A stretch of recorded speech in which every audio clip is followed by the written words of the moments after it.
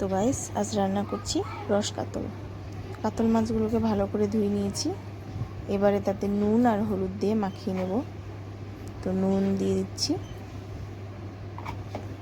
নুন দেওয়া হয়ে গেছে। এবারে এতে হলুদ দিয়ে দেব, সামান্য হলুদ দিয়ে ভালো করে মাছগুলোকে মাখিয়ে নিই।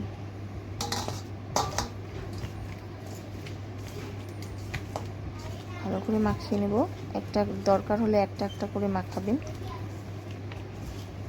যাতে নুন আর হলুদ মাছের ভিতরে সমানভাবে ঢুকে যায়।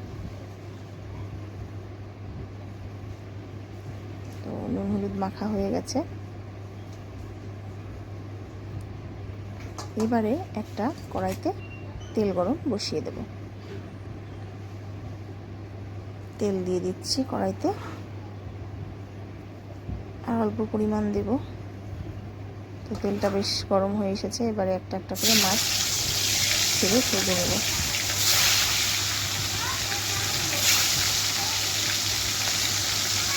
মাছগুলোকে ছেড়ে দিলাম।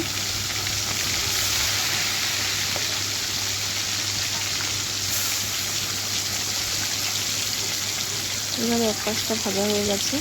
এবারে মাছগুলোকে উল্টে আর এক পাশটা ভেজে নেব। মাছগুলোকে উল্টে নিচ্ছি।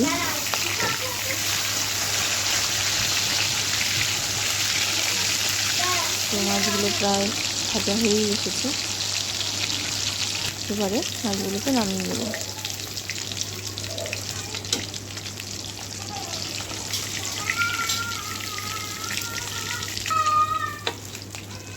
মাছগুলোকে নামিয়ে নিলাম।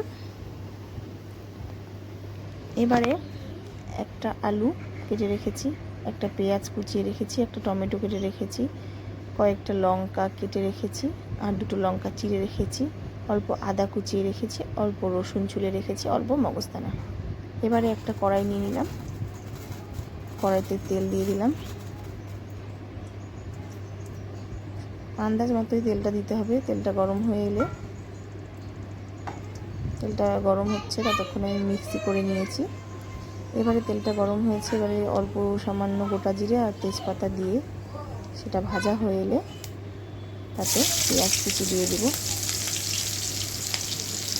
সামান্য পেঁয়াজ কুচি আর দুটো কাঁচা লঙ্কা চিড়ে রেখেছিলাম দিয়ে দিলাম। এটাকে এবার হালকা করে ভাজতে হবে। সামান্য ভেজে নেব। সামান্য ভাজা হয়ে গেলে তাতে একটা আলু যে কেটে রেখেছিলাম সেই আলুগুলোকে দিয়ে দেব। আলুগুলোকে দিয়ে দিলাম। এবারে সামান্য নুন, সামান্য হলুদ দিয়ে হালকা করে ভেজে নেব। তো ভাজা হয়ে এসেছে। এবারে অল্প টমেটো কুচি রেখেছি, এটাকে দিয়ে দিলাম। এটাকে ভালো করে ভেজে নেব। তো ভাজা হয়েছে। এবার যে গোটা মশলাগুলো ছিল সেগুলোকে আমি মিক্সি করে নিয়েছি। এবার সেই মিক্সি মশলাগুলোকে এখানে ঢেলে দেবো।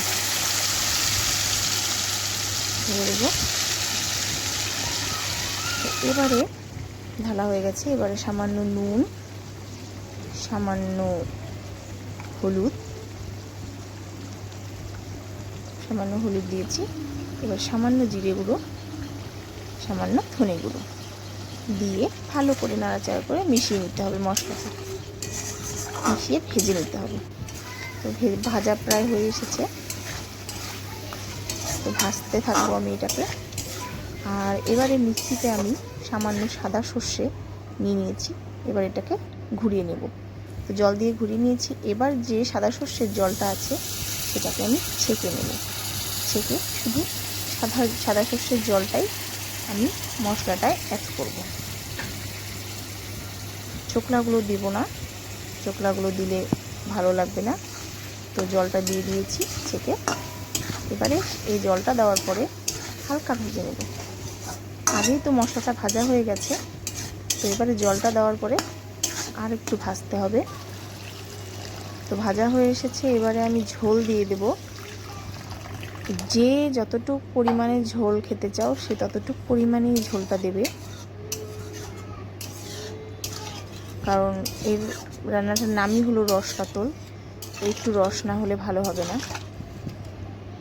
তো এবারে আমি ঢাকনা বন্ধ করে ঝোলটা ফুটতে দেব। ঝোলটা যখন ফুটে এলো, ঝোলটা প্রায় বেশ ফুটে এসেছে। হ্যাঁ, ঝোলটা বেশ ফুটে এসেছে।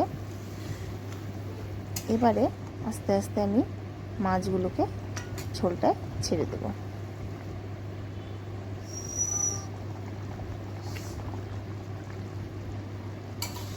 সবগুলোকে একবারে ছাড়বো না, দুটো দুটো করে ছাড়বো, কারণ একবারে মাছগুলো ছেড়ে দিলে ঝোলটা ছিটে গায়ে আসার ভয় থাকে। এই জন্য একটা একটা করে মাছগুলো ছাড়ছি ঝোলটা। আর এক পিস আছে, এটাকেও ছেড়ে দেব। এবারে সব কটা মাছ ছাড়া হয়ে গেছে। এবার ভালো করে একটু নাড়িয়ে চাড়িয়ে মাছগুলোকে ঝোলটায় ডুবিয়ে নেব। তো ডোবানো হয়ে গেলে, হ্যাঁ ডোবানো হয়ে গেছে, এবারে আমি আবার 5 মিনিটের জন্য ঢাকা বন্ধ করে দেব, যাতে আমার ঝোলটা সম্পূর্ণভাবে হয়ে যায়। ঢাকা বন্ধ করে দিয়েছি। 5 মিনিট পরে আবার ঢাকনা খুলে দেব। তো 5 মিনিট আমার হয়ে গেছে। এবারে আমি ঢাকনাটা খুলে দিলাম। তো ঝোলটা বেশ প্রায় হয়েই এসেছে। আগেও আমি ঢাকনা বন্ধ করে দিয়েছিলাম, তো দুবারের বার হয়ে এসেছে। এবারে আমি সামান্য গরম মশলা গুঁড়ো অ্যাড করব, কারণ আমি ঝোলটা এখন নামিয়ে নেব। তো নামানোর 2 মিনিট আগে আমি গরম মশলাটা অ্যাড করে নিলাম, তাতে ঝোলটার সেন্টটা দারুণ হয়। ঝোল হয়ে এসেছে আমার। এবারে আমি হাই ফ্লেমে ঝোলটা একটু জাল দিয়ে নিলাম। এবারে আমি ফ্লেমটা বন্ধ করে দেব, বন্ধ করে নামিয়ে নেব। তো ফ্লেমটা বন্ধ হয়ে গেছে, এবারে আমি নামিয়ে নিলাম। তো আমার আজকে রস কাতল রেডি। তো গাইস, সবার কেমন লাগলো সবাই প্লিজ কমেন্ট করে বলবে। ভালো লাগলে অবশ্যই একটা লাইক করবে।